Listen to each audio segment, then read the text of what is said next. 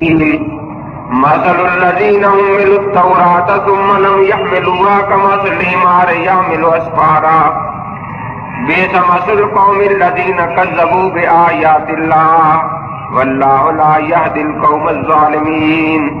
صدق الله مولانا العظيم وبلغنا رسوله النبي الكريم ونحن على ذلك من الشاهدين والشاكرين والحمد لله رب العالمين.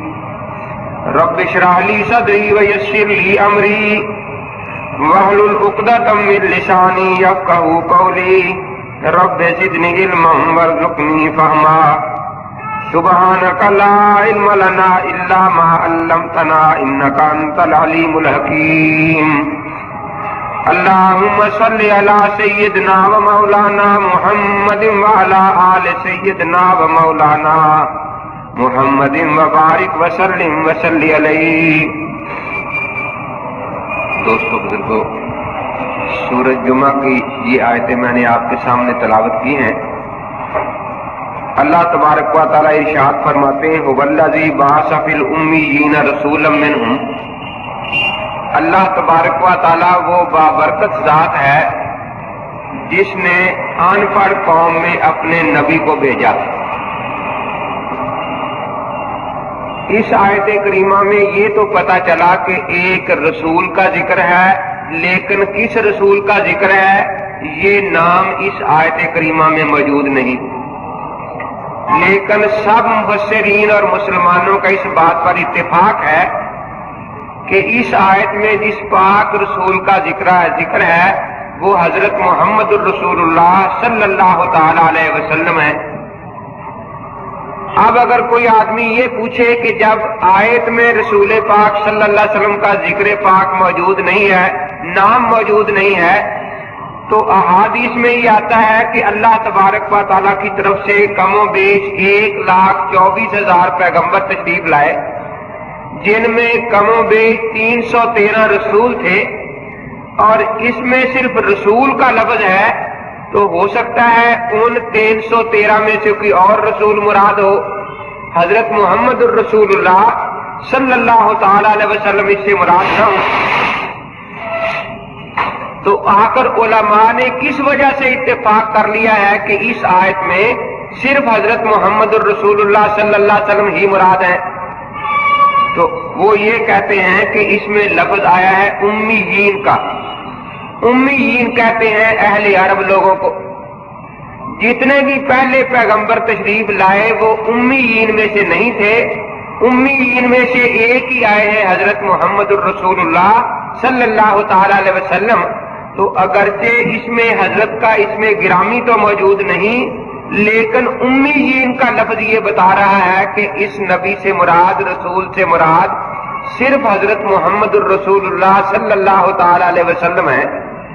تورات میں یہ آتا ہے، اللہ تبارک و تعالی موسیٰ علیہ السلام سے خطاب کر کے فرماتے ہیں کہ اے موسیٰ، میں نے بہت سی باتیں بنی اسرائیل سے کی، لیکن اب میں بنی اسرائیل سے ناراض ہو گیا ہوں اور اب میں باتیں ایک امی قوم سے کروں گا. اس وقت جو بائبل ہمارے ہاتھوں میں ہے، اس میں انہوں نے ترجمے ایسے غلط انداز میں کیے ہیں کہ بہت سی باتیں اب صرف ترجمہ دیکھ کر انسان کی سمجھ میں نہیں آتی. ان کی یہ عادت ہے کہ کسی ملک یا جگہ کا نام ہو اس کا بھی ترجمہ ہی کر دیتے. مثلا تورات کے 15ویں باب میں یہ ہے کہ حضرت سیدہ ہاجرہ علیہ السلام یہ ایک پانی کے چشمے پر بیٹھی تھی، تو حضرت جبرائیل علیہ السلام تشریف لائے اور انہوں نے کہا کہ اے ہاجرہ، غم نہ کر، پریشان نہ ہو، اللہ تعالیٰ تجھے بیٹا دیں گے جو ساری عربی قوم کا بانی ہوگا، پوری قوم اس کی نسل سے آباد ہوگی اور ملک اس کی نسل سے آباد ہوگا، اور اس کا نام اسماعیل رکھنا. اسما کے معنی ہوتا ہے سننا، اور ایل کہتے ہیں عبرانی زبان میں اللہ کو، کیونکہ اللہ نے تیرا دکھ سن لیا ہے اس لیے اس کا نام تم اسماعیل رکھ دینا. اب یہ فکرہ بالکل صاف تھا کہ وہ بچہ جو حضرت بی بی ہاجرہ کے پیٹ سے پیدا ہونے والا ہے، جس کا نام اسماعیل ہوگا، وہ عربی قوم کا بانی ہوگا۔ لیکن جب نبی اقدس صلی اللہ تعالی علیہ بنی اسماعیل میں سے پیدا ہو گئے، اب انہوں نے اپنے اس عبارت کو بدلنا شروع کر دیا۔ عرب کا ترجمہ ہوتا ہے جنگل، کیونکہ یہ ریگستان اور جنگل کا علاقہ تھا، اسی لیے لوگ اس کو عرب کہتے تھے۔ تو اب انہوں نے ترجمہ کیا کہ وہ ایک جنگلی آدمی ہوگا۔ کچھ عرصہ تک یہی ترجمہ چلتا رہا۔ 1885 کی چھپی ہوئی بائبل میں بھی یہی ترجمہ ہے، اور اس کے بعد 1956 تک یہ ترجمہ چلتا رہا۔ 56 کے بعد انہوں نے ترجمہ یہ کیا ہے کہ وہ ایک جنگلی گدھا ہوگا۔ اب یہیں سے آپ اندازہ لگائیں کہ ان کو اپنی کتاب سے کتنی محبت ہے کہ جہاں انسان کا ترجمہ یہ گدھے کے ساتھ کر دیتے ہیں۔ صرف دکھ یہ تھا کہ آخری نبی حضرت محمد الرسول اللہ صلی اللہ تعالی علیہ وسلم اسماعیل علیہ السلام کی اولاد میں کیوں پیدا ہو گئے؟ جیسے باقی نبی حضرت یعقوب علیہ السلام کی اولاد سے پیدا ہوتے رہے اور بنی اسرائیل میں آتے رہے، تو یہ آخری نبی بنی اسماعیل میں کیوں پیدا ہو گئے؟ اسی طرح یسایہ نبی الیسع علیہ السلام کی کتاب میں یہ فکرات تھے۔ اللہ تعالیٰ فرماتے ہیں میرا حکم تھوڑا تھوڑا نازل ہوگا، حکم پر حکم، قانون پر قانون، تھوڑا یہاں تھوڑا وہاں، اور میں عربی زبان میں باتیں کروں گا۔ اب اگر یہ فکرہ اسی طرح رہتا تو حضرت الیسع علیہ السلام کے بعد کون نبی ہے جس پر عربی زبان میں خدا کا کلام نازل ہوگا؟ تو سوائے حضرت محمد الرسول اللہ صلی اللہ علیہ وسلم کے اور کسی کا نام نہیں لیا جا سکتا۔ اب انہوں نے جو ترجمے شروع کیے تو پہلے تو ترجمہ کیا کہ میں جنگلیوں کی زبان میں باتیں کیا کروں گا، پھر اس کو آگے دوسری مرتبہ اس طرح بدل دیا کہ میں حکلاتے لبوں اور اجنبی زبان سے باتیں کیا کروں گا۔ اب جس شخص کو عربی کا ترجمہ نہیں آتا وہ تو یہاں سے کچھ بھی نہیں حاصل کر سکتا کہ یہاں کیا لکھا ہے۔ زبور نمبر 85 میں حضرت داؤد علیہ السلام کا ایک گیت یا گانا جس طرح وہ کہتے ہیں تھا، جس میں حضرت داؤد علیہ السلام بیت اللہ شریف کا ذکر فرما رہے تھے۔ کیونکہ حضرت داؤد علیہ السلام تو بیت المقدس میں ہوئے، انہیں شوق تھا کہ خدا کے دوسرے گھر بیت اللہ شریف کی بھی زیارت کروں، تو وہ فرما رہے تھے کہ اے اللہ، وہ تیرا جو گھر ہے جس میں چڑیوں نے اپنے گھونسلے بنا رکھے ہیں، وہ آج کل بے آباد پڑا ہے، تیری وہاں کوئی عبادت کرنے والا نہیں۔ وہ دن کب آئیں گے کہ جب وہاں ایسا نبی آئے گا جو الحمد شریف کی تلاوت کر کے تیری تعریف کیا کرے گا۔ اب آگے یہ بھی ذکر ہے کہ جہاں دنیا کے لوگ اکٹھے ہو کرتے ہیں، حضور لبیک پکارتے ہیں، اے اللہ ہم حاضر ہیں، اے اللہ ہم حاضر ہیں۔ انگلش بائبل 1922 کی جو ہے آکسفورڈ کی چھپی ہوئی، اس میں ہے they will passing through the valley of بکا، یعنی خاص اس جگہ کا نام ہے کہ وہ وادی مکہ مکرمہ ہے جس کا میں ذکر کر رہا ہوں۔ اب وادی مکہ مکرمہ میں ایک ہی نبی پیدا ہوئے، حضرت محمد الرسول اللہ صلی اللہ تعالی علیہ وسلم، آپ کے علاوہ کوئی نبی یہاں پیدا ہی نہیں ہوئے۔ اور وہ نبی بھی ایسے ہیں کہ جن پر جو قرآن نازل ہوا اس میں پہلی سورت کا نام ہی سورت فاتحہ ہے، جس میں اللہ کی تعریف موجود ہے۔ نبی کا نام ہی محمد ہے، جس کی سب سے زیادہ تعریف کی جا رہی ہے، اور احمد ہے جو خدا کی سب سے زیادہ تعریف کرنے والا ہے، اور اس کی امت کا نام عرض پر حمادون ہے کہ اٹھتے بیٹھتے جوتا پہننے لگے تب بھی خدا کا نام لیتے ہیں، جوتا اتارنے لگے تب بھی خدا کا نام لیتے ہیں، رفع حاجت کے لیے جائیں تب بھی اللہ کا نام لیتے ہیں، باہر نکلے تب بھی اللہ کا نام لیتے ہیں، ہر حال میں سونے لگے تو اللہ کا نام ہے، اٹھنے لگے تو اللہ کا نام ان کی زبان پر ہے۔ اس لیے عرش پر اس قوم کا نام ہی حمادون ہے۔ تو اب یہ ہوا کہ حضرت موسیٰ اور یسوع علیہ السلام کی جو یہ بات تھی اس کو انہوں نے اس انداز میں تبدیل کر دیا. تو مقصد یہ ہے کہ پہلی کتابوں میں آخری نبی کے آنے کا تذکرہ تھا کہ وہ امی قوم سے آئیں گے. اس آیت کریمہ میں اگرچہ نام نہیں لیکن امی کا لفظ موجود ہے. اب وہ آ کر کیا دیں گے امت کو؟ پہلی چیز ہے یتلو علیہم آیات ہی، کہ وہ اللہ تعالیٰ کا قرآن لوگوں کے حوالے کریں گے، اور اس کے لیے عمل بھی اس پر ہوگا اور اس کی تلاوت کرنا جو ہے وہ بھی باعث ثواب ہوگا. بہت سی کتابیں مثلا حدیث کی ہیں، وہ وہی مطلوب نہیں ہے کہ لوگ ان کی تلاوت کریں. تاریخ کی کتابوں کی تلاوت نہیں ہوتی، لیکن وہ ایسی کتاب ہوگی جس کی تلاوت پر بھی اللہ تبارک و تعالیٰ مستقل اجر عطا فرمائیں گے. حضرت امام احمد بن حنبل رحمۃ اللہ تعالی علیہ فرماتے ہیں کہ میں نے خواب میں اللہ تبارک و تعالیٰ کی ایک تجلی کی زیارت کی، تو میں نے عرض کیا کہ یا اللہ، ہم سب تیرے بندے ہیں، تو ہمارا معبود ہے، کس وقت بندہ تجھے پیارا لگتا ہے؟ فرمایا جب وہ میرا قرآن پڑھ رہا ہو اس وقت مجھے بہت پیارا لگتا ہے. امام احمد بن حنبل رحمۃ اللہ تعالی علیہ فرماتے ہیں میں نے عرض کیا کہ یا اللہ، تلاوت کرنے والے دو قسم کے لوگ ہیں. ایک وہ ہیں جن کو معنی نہیں آتے، صرف عربی لفظ پڑھ لیا ان کو پڑھ لیتے. ایک وہ ہیں جو سمجھ کے کہ اللہ کا کیا ارشاد ہے پھر تلاوت کرتے ہیں. اے اللہ، کون سا بندہ تجھے پسند لگتا ہے؟ جو معنی سمجھ کر تلاوت کرتا ہے یا جس کو معنی نہیں آتا وہ بھی پسند لگتا، اچھا لگتا ہے؟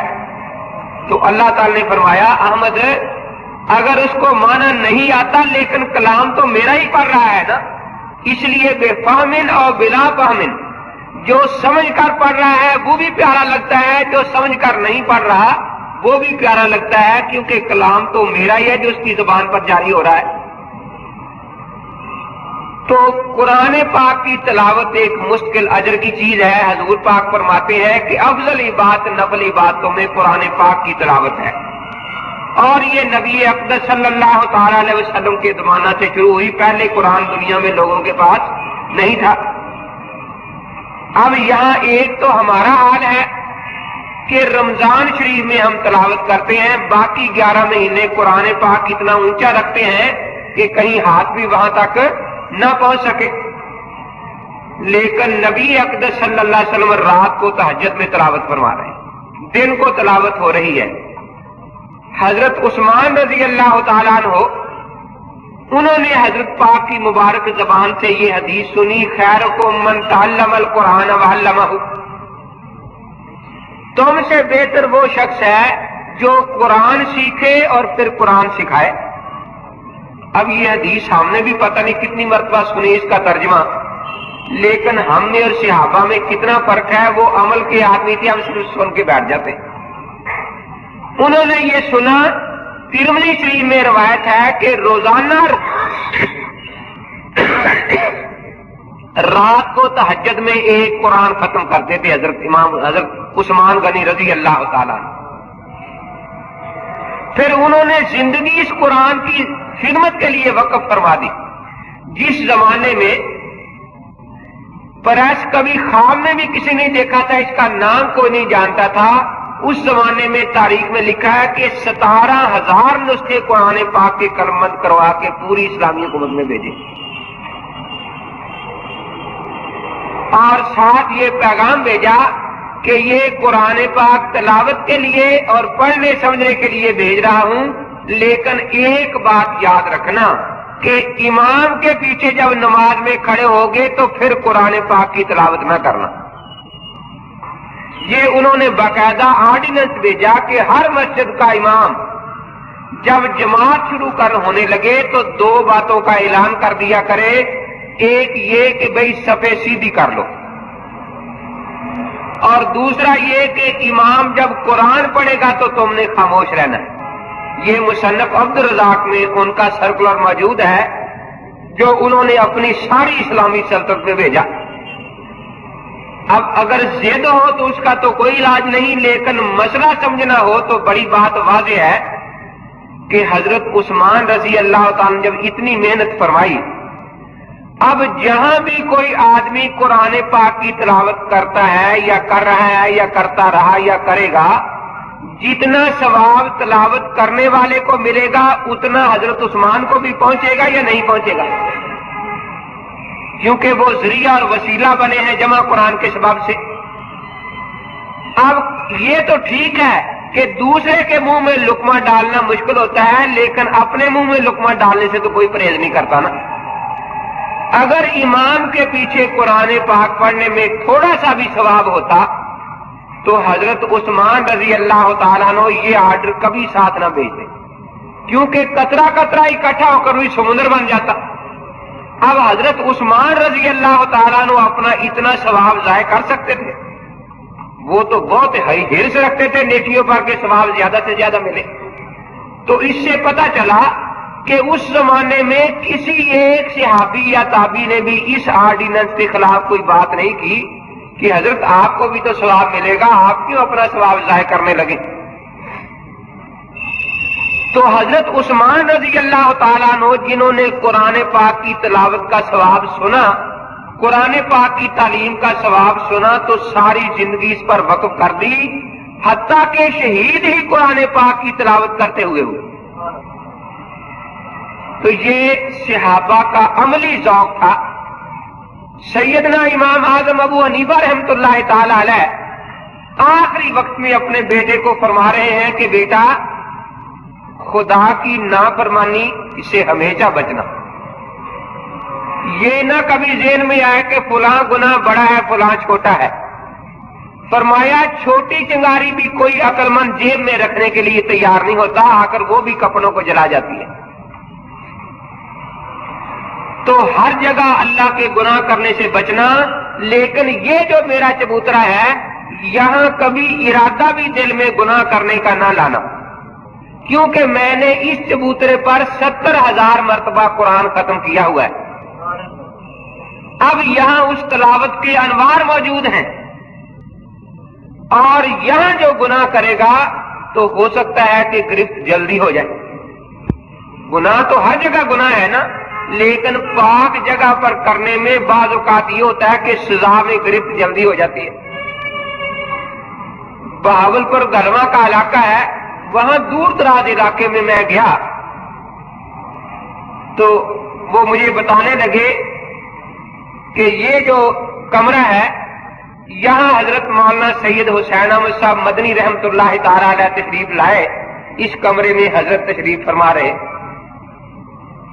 حضرت مولانا مدنی رحمت اللہ تعالی علیہ ان کے تشریف لانے کے 8 سال بعد حضرت سلطان العارفین شیخ التفسیر مولانا احمد علی صاحب لاہوری رحمت اللہ تعالی علیہ تشریف لائے، تو اسی کمرہ میں حضرت کا قیام ہوا۔ رات حضرت نے اسی کمرہ میں تہجد کی نماز ادا فرمائی۔ صبح اٹھ کر فرمانے لگے کہ کیا وجہ ہے کہ 3 دیواروں سے ذکر کی خوشبو آتی ہے، ایک دیوار سے ذکر کی خوشبو نہیں آ رہی؟ یہاں کون بزرگ ٹھہرے تھے؟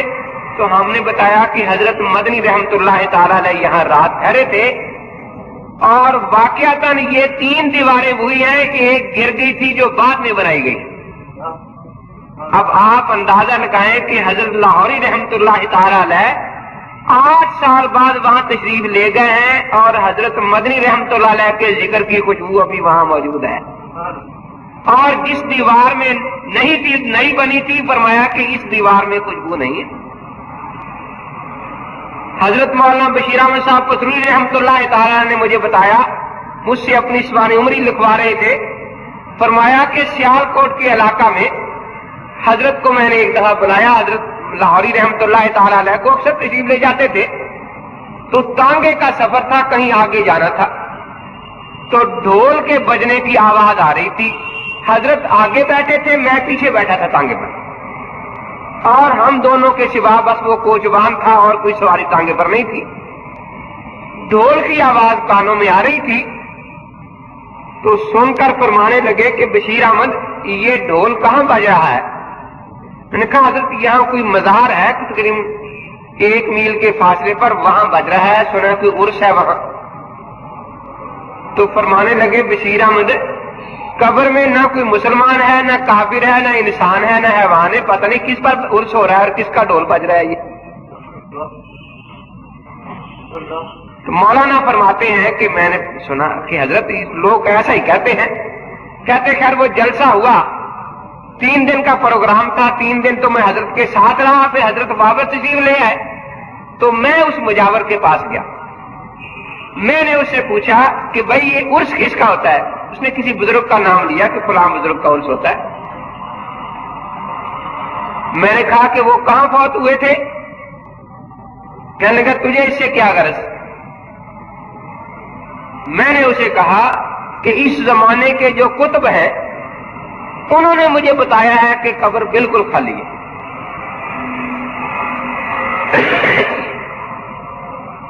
ये कुतुब का लफ्ज तो आपने सुना है, शायद माना ना याद हो बाद लोगों को। ये चक्की चलती देखी है कभी हाथ से, उसमें एक कीली होती है, उसको कुतुब कहते हैं। अगर वो कीली ना हो तो चक्की चल ही नहीं सकती। औलिया अल्लाह में एक वली अल्लाह उस मुकाम का होता है कि तमाम औलिया अल्लाह उसी से फैज़ हासिल कर रहे होते हैं और फैजान उन्हीं के जरिए अल्लाह तबारक व तआला का सबके पास पहुंच रहा होता है। ऐसे वली को कुतुब कहा जाता है। तो फरमाते हैं मौलाना बशीर अहमद साहब रहमतुल्लाह अलैह ने फरमाया कि जब मैंने बड़े जोर से कहा कि वो कुतुब जो है वो झूठ बोल रहे थे, तू कहता है कि यहाँ फलां वली का मजार है, वो फरमा रहे हैं कि यहाँ ना कोई मुसलमान है, ना काफिर है, ना इंसान है, ना वान है। तो जब मैंने ये कहा तो वो मुजावर जो था कहने लगा कि हजरत असल बात ये है कि ये जो बुजुर्ग हैं ये इंडिया में बठिंडा में फौत हुए थे।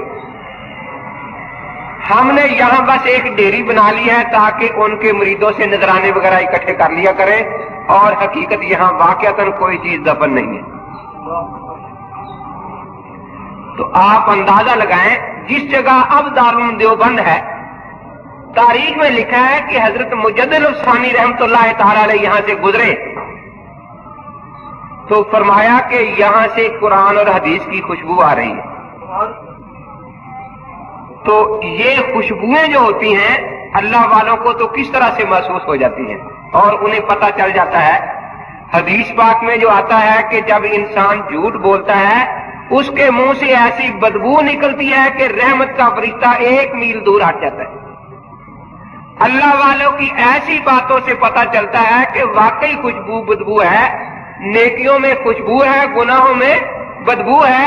वो दूसरी चीज है कि हमारे हवास जो हैं वो बंद हैं और वो इनको महसूस नहीं कर रहे। सैयदना इमाम आजम अबू हनीफा रहमतुल्लाह तआला अलैह उनके अकवाल मुख्तलिफ है इस बारा में कि जब हम वुजू करते हैं जो पानी हमारे वुजू वाला गिरता है नीचे, ये पानी पाक होता है या नापाक होता है। इमाम आजम अबू हनीफा रहमतुल्लाह तआला अलैह का एक कौल ये है कि वो पानी नापाक होता है। दूसरा कौल ये है कि वो पानी पाक होता है लेकिन आइंदा उससे वुजू वगैरह करने की इजाजत नहीं होती। तो इमाम साहब रहमतुल्लाह अलैह से एक दिन शागिर्द ने पूछा कि हजरत ये आपके 2 कौल कैसे हैं। फरमाया पहला कौल जो है मेरा उस वक्त का है कि जब अल्लाह ताला ने मुझे ऐसा कश्फ अता फरमाया था कि मैं उन कतरों में गुनाह गिरते हुए देखा करता था कि ये जो पानी गिर रहा है इसमें गुनाह है और मुझे बिल्कुल उनकी गंदगी नजर आ रही थी। उस वक्त जब मुझे गंदगी नजर आती थी तो अब मैं कैसे कह सकता था कि ये पानी पाक है। फरमाते एक दिन मैं दरिया दजला पर सुबह सुबह गया, तहज्जुद के वक्त जाके वुजू करने लगा तो सारा दरिया बदबूदार था। मैंने जब यूं पानी उठाया कुली करने के लिए तो बड़ी बदबू आई, मैंने फेंक दिया पानी। जिस तरफ से पानी आ रहा था मैं उस तरफ को चल दिया तो एक आदमी कपड़े اپنے پہن رہا تھا، غسل کر کے نکلا تھا۔ میں نے اس سے کہا کہ تجھے کوئی خدا کی سے شرم نہیں آئی کہ تو زنا کرتا ہے؟ اس نے کہا کہ حضرت میں نے تو کوئی ایسا کام نہیں کیا۔ فرمایا اچھا ایک وہ گناہ تھا، اب جھوٹ کا گناہ بھی ساتھ ملا رہا ہے۔ تو یہ سمجھتا ہے کہ میں نے چھپ کر گناہ کیا ہے اور شاید کسی کو پتا چلا یا نہیں چلا، لیکن پورا دریا بدبودار ہے اس گناہ کی وجہ سے جو تو نے غسل یہاں آ کے کیا۔ جب مجھے اس کی بدبو آ رہی ہے تو فرشتوں کو نہیں آ رہی؟ اللہ تعالیٰ کے معاذ اللہ علم میں یہ بات نہیں ہوگی؟ کون کہتا نہیں ہوگی؟ تو وہ بیچارہ پاؤں پر گر پڑا، رونے لگا کہ حضرت آپ میری پردہ پوشی فرمائے، آئندہ میں کبھی ایسی حرکت نہیں کروں گا۔ فرماتے اس کے روتے دیکھ کر مجھے اتنا ترس آیا، میں نے اللہ کے سامنے رو رو کر دعا کی کہ یا اللہ یہ کشف مجھ سے واپس لے لیا جائے، اس کا مجھے کوئی فائدہ نہیں سوائے اس کے کہ میں تیرے بندوں سے بدظن ہوتا رہوں کہ یہ اس گناہ والا ہے، یہ اس گناہ والا ہے، اور اس سے مجھے اور کوئی فائدہ نہیں ہوگا۔ تو فرمایا اس وقت جب میری یہ حالت تھی تو میں کہہ ہی نہیں سکتا تھا کہ پانی پاک ہے۔ حدیث پاک میں بھی یہی آتا ہے، ہاں حضرت صلی اللہ علیہ وسلم فرماتے ہیں کہ جب انسان وضو کرتا ہے، ہاتھ دھوتا ہے، ہاتھ کے صغیرہ گناہ جھڑ جاتے ہیں۔ کلی کرتا ہے، زبان کے صغیرہ گناہ علماء لکھتے ہیں جھڑ جاتے ہیں، کیونکہ حدیث میں تو گناہ کا لفظ ہے نا۔ علماء یہ لکھتے ہیں کہ یہاں گناہ سے صغیرہ گناہ مراد ہے، کیونکہ جس طرح بیماریاں دو قسم کی ہوتی ہیں، ایک بڑی اور ایک معمولی، اس طرح گناہ دو قسم کے ہوتے ہیں۔ اب معمولی بیماری جو ہوتی ہے وہ صرف غذا تبدیل کر لینے سے بھی ٹھیک ہو جاتی ہے، ذرا گرمی محسوس ہوئی ٹھنڈی چیز پی لی، سردی محسوس ہوئی گرم چیز کھا لی۔ اور جو بڑی بیماری ہوتی ہے یہ دوا کے بغیر اس کو آرام نہیں آتا، اس لیے جو چھوٹا گناہ ہوتا ہے وہ غذا تبدیل کر لینے سے، نیکی کرنے سے اللہ تعالیٰ اس کو معاف فرما دیتا، اور بڑے گناہ کے لیے انسان کو توبہ کرنی پڑتی ہے اللہ کے سامنے۔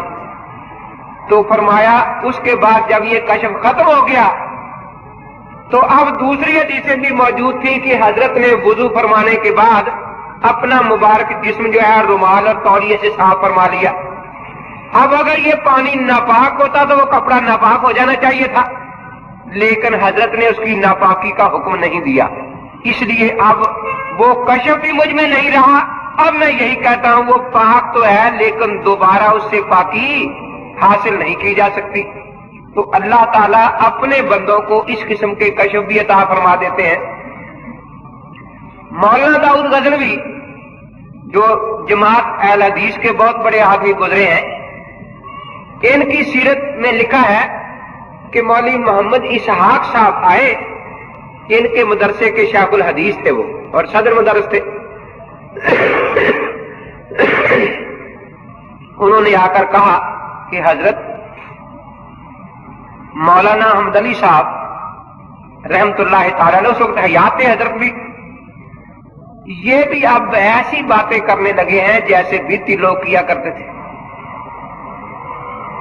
یہ بھی کہتے ہیں کہ میں قبر کے پاس سے گزروں تو بتا سکتا ہوں کہ یہ قبر جنت کے باغوں میں سے ایک باغ ہے یا دوزخ کے گڑھوں میں سے ایک گڑھا ہے۔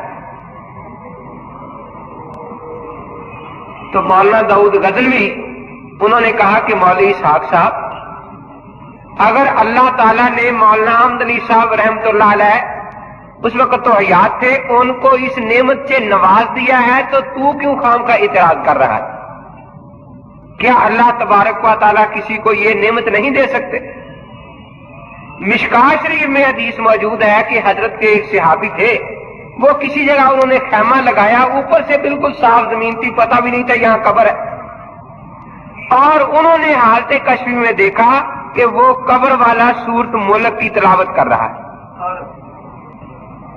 پھر یہ بات تو حدیث پاک میں موجود ہے، قرآن پاک سے کی آواز قبر سے سنی ہے ایک صحابی نے، اور پھر آ کر نبی اکرم صلی اللہ علیہ وسلم کی خدمت میں عرض کیا تو حضرت نے فرمایا کہ یہ سورت واقعی قبر کے عذاب سے نجات دینے والی۔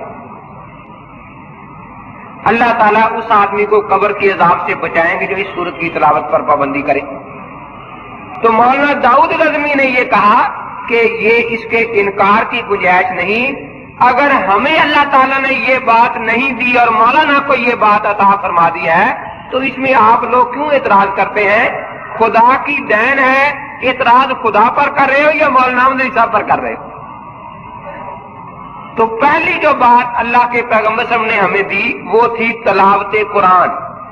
اب تلاوت قرآن بھی عبادت ہے۔ امام صاحب فرماتے ہیں کہ جس چبوترے پر میں نے پڑھایا ہے یہاں 70,000 مرتبہ میں نے صرف اس جگہ پر قرآن پاک ختم کیا ہے، اور ویسے آپ کی مبارک عادت تھی ایک رمضان شریف میں 61 قرآن پاک ختم کیا کرتے تھے، ایک قرآن پاک دن کو، ایک رات کو تہجد میں، تو 30 اور 30 60 یہ ہو گئے، اور ایک قرآن پر آپ کا عوام کے ساتھ نماز تراویح میں ان کے ساتھ ایک۔ فرماتے تھے لوگ بیمار بھی ہوتے ہیں، کچھ تھکے ہوئے بھی ہوتے ہیں، جس نے زیادہ قرآن پڑھا ہے وہ اپنے نوافلوں میں پڑھتا رہے، لیکن عوام کے ساتھ قرآن ایک ہی ختم فرماتے تھے۔ تو اب دیکھیے قرآن پاک کی تلاوت میں جو امام اور ہمارے پاک پیغمبر کا مقام تھا وہ ہم میں باقی نہیں رہا۔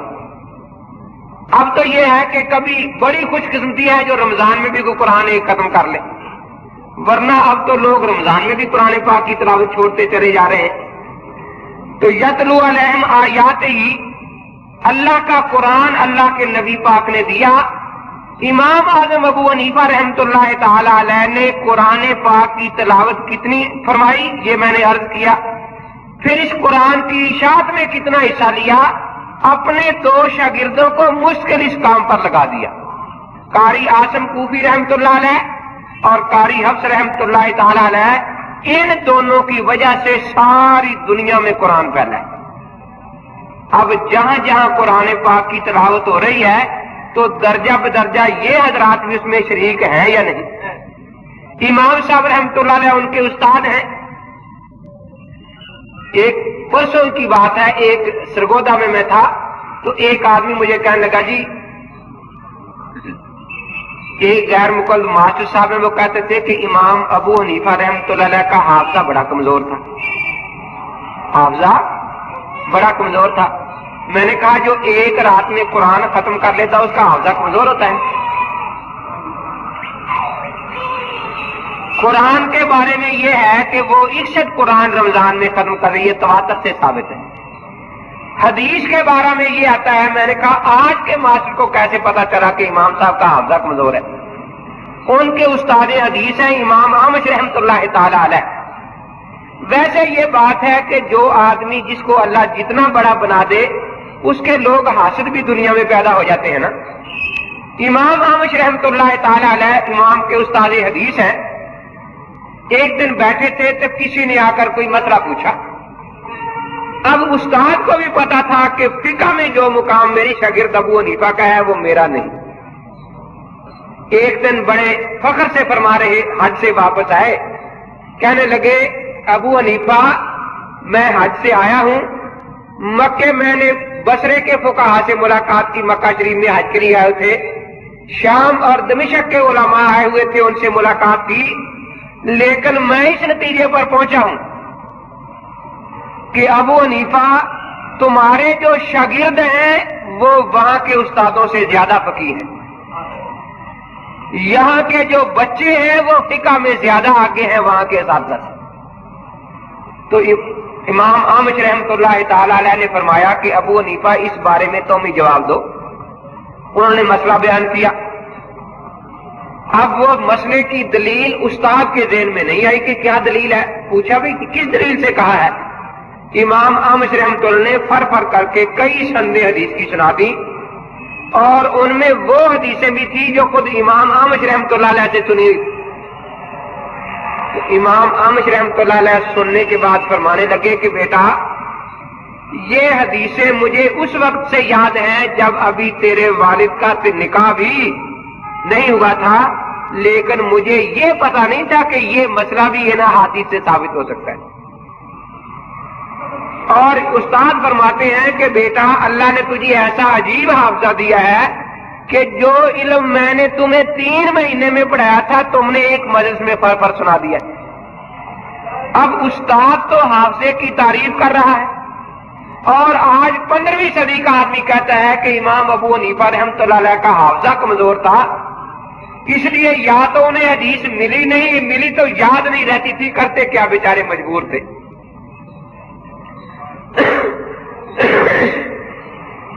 جب امام صاحب رحمۃ اللہ تعالی علیہ کا چرچا پھیلا تو امام احمد جو استاد تھے ان کے پاس بھی کسی نے جا کر لگائی بجائی شروع کر دی کہ جی آپ کے شاگرد تو بہت قیاس کرتے ہیں، ہیلے کرتے ہیں۔ یہ جو قیاس کی بات پھیل گئی نا، اصل میں اس کی تھوڑی سی بنیاد تھی بھی، تھوڑی سی بنیاد ہو تو بات آگے بناتے ہیں نا لوگ بھی۔ وہ بنیاد کیا تھی؟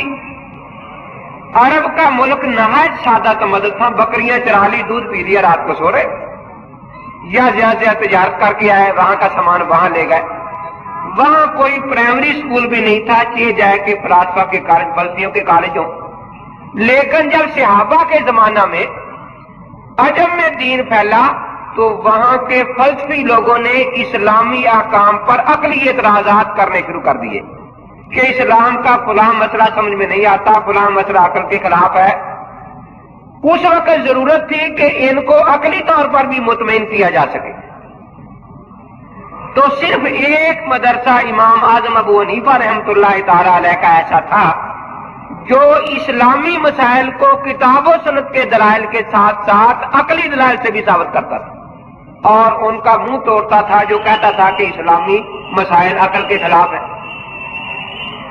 اب لوگوں نے اس بات کو اس طرح ہاتھ دین نے آگے پھیلایا کہ آدھی بات پھیلائی کہ ابو حنیفہ تو عقل سے ہی باتیں بنا لیتا ہے۔ ایک دن امام صاحب بیٹھے سبق پڑھا رہے تھے، 5-4 آدمی اکٹھے ہو کر آ گئے، جی آپ کہتے ہیں کہ امام کے پیچھے فاتحہ اور سورۃ قرآن نہیں پڑھنا چاہیے؟ نہیں پڑھنا چاہیے، جی مناظرہ کر لو۔ امام صاحب نے فرمایا کہ آپ سب مناظرہ کریں گے یا کوئی ایک آدمی کرے گا؟ ہاں جی سب کیسے کریں گے، ایک ہی کرے گا؟ فرمایا انتخاب کرے کون مناظرہ کرے گا۔ نے ایک آدمی کو آگے بٹھا دیا کہ جی یہ ہے، یہ مناظرہ کرے گا۔ فرمایا اگر یہ فتح ہو گیا تو سب کی فتح ہوگی؟ نہیں جی سب کی۔ اگر اس کو شکست ہوگی تو تم سب کی شکست ہوگی؟ اس نے کہا جی بالکل سب کی شکست ہوگی، یہ ہمارا نمائندہ جو ہے۔ امام صاحب نے پھر سب پڑھانا شروع کر دیا۔ وہ کہنے لگی حضرت ہم بیٹھے کس لیے ہیں؟ مناظرہ کرنے کے لیے۔ پر آپ مناظرہ تو ہو بھی گیا، فیصلہ بھی ہو گیا۔ کہنے لگے کب مناظرہ ہوا، کیسے فیصلہ ہوا؟ فرمایا جس طرح تم نے یہ کہا